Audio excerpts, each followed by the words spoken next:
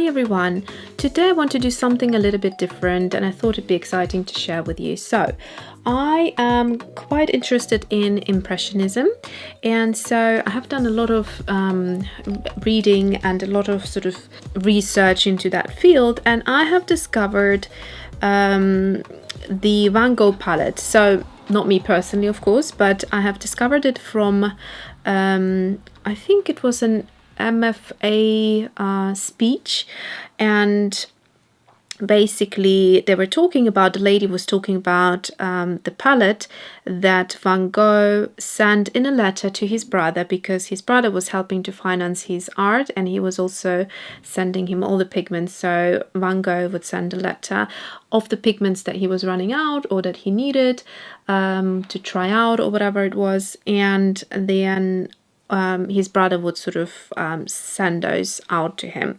And that letter was dated in 1882. So apparently his palette has been quite different in the beginning of his art career. And so this sort of palette, I guess, is when he started becoming interested in color.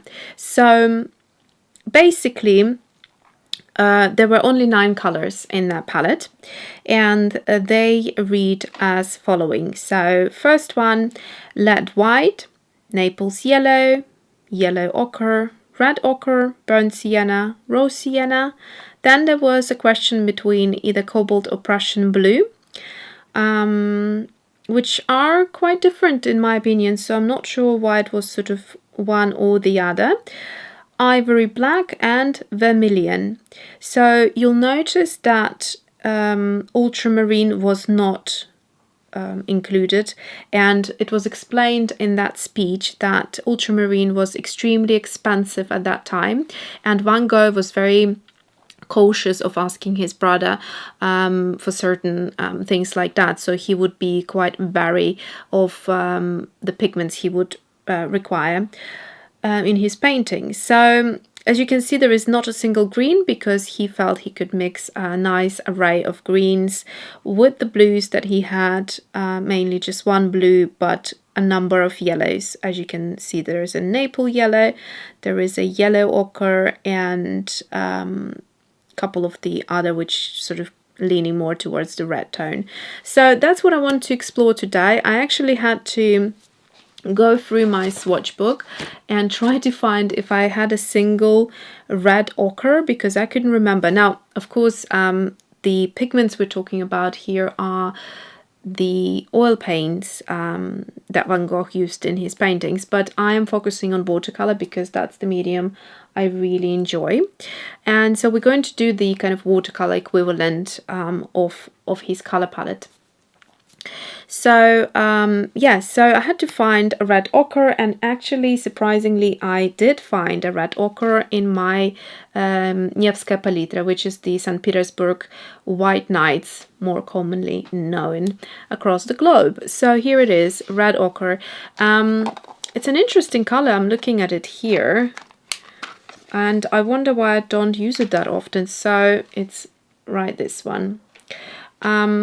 So there's a number of different colors I'll be using from Nevskaya Palitra, then Schmincke, and I think that should cover it off mostly from those two. I'll start with whatever I have in my Schmincke, and then the rest will be in the Nevskaya Palitra. Okay, so this is quite exciting because it sort of makes you explore an artist's palette, you know, who has worked with those colors. And it's because it's only 9, that's what makes it quite fun. There aren't too many colors, so it's not overwhelming.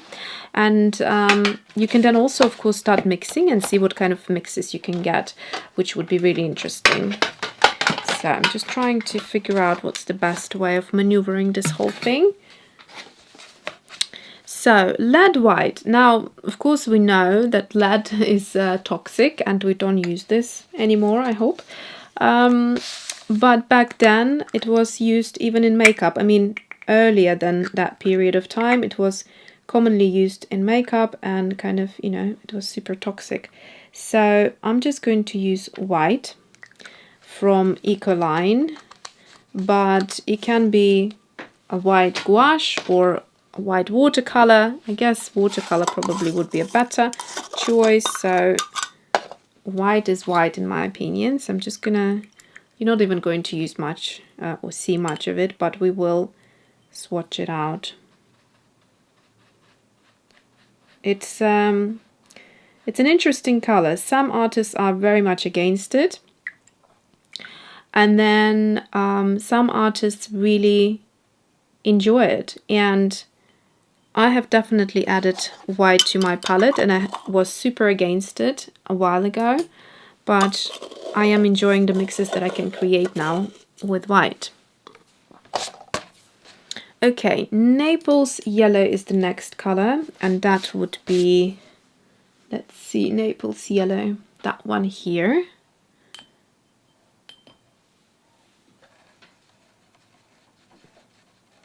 So it's a very creamy type of a color. Then we have Yellow Ochre. Now I really love Schmincke's Yellow Ochre. It's gorgeous, super, super creamy. Then we have Red Ochre, and here we need to swap to the other palette, which is this one here. So you'll notice the change in the creaminess because this is a different brand, and so it won't behave exactly like Schmincke. So here we go, Red Ochre.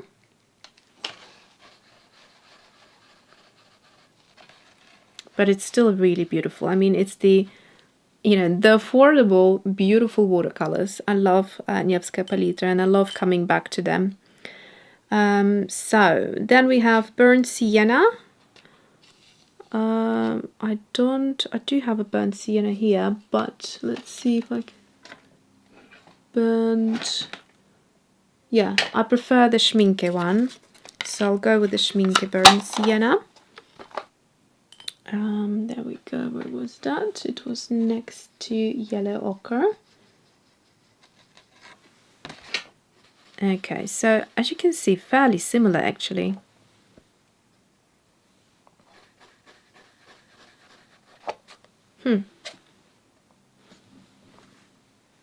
Interesting choice here. I mean, obviously, you know, dealing with oil paints, it must have had a bigger variety in the color for him to include it. Sorry, the lighting is changing a little bit. The sun went behind the clouds. Okay, raw sienna. Can I find a raw sienna in Schmincke? Nope. So let's see if I have a raw sienna here. Yeah, so raw sienna is this one here. Feels fairly creamy as well. Again, that's quite similar to Yellow Ochre, I find,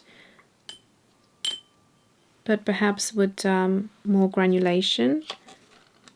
The Yellow Ochre tends to be quite creamy. Okay, then we have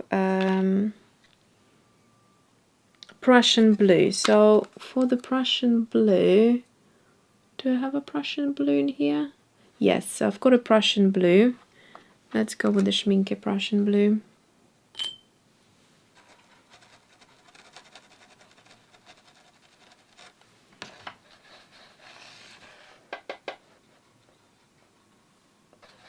There you go.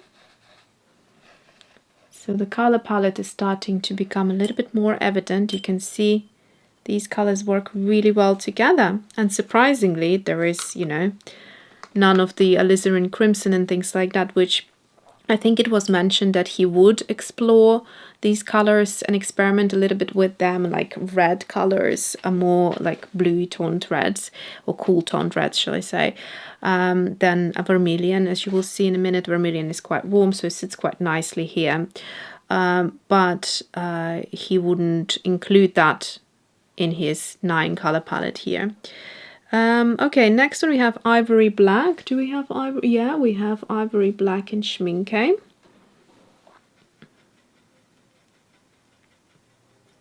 Isn't it fascinating how artists use color and see color in their art, and what sort of determines their specific style?